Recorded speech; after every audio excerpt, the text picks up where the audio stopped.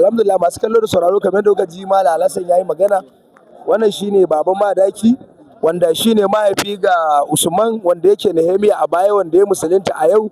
Baban Madaki me zaka ce game da musuluntar ɗanka, kuma kai ma muna fata ka shigo musulunci. Amin kuwa, na gode Allah da yaro na ya bar Kirista ya koma musulunci. Na gode, na yi farin ciki kamar yadda na faɗi magana da na samu wani sako ne a gona na je mutane sun zo sun taru ba su ganni ba, to shine nake ba kowa hakuri saboda ganin hakan. Na gode, Allah ya sa wata rana ma ne musuluntan ka ba. Shine na faɗa ai ka juma na nace to wata rana Allah ya sa ni ne.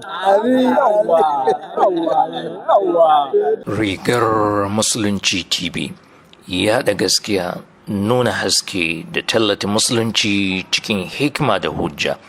Ku biyo mu a shafukan manhajojin YouTube, Facebook, TikTok da WhatsApp. 0705 53 54 91 27.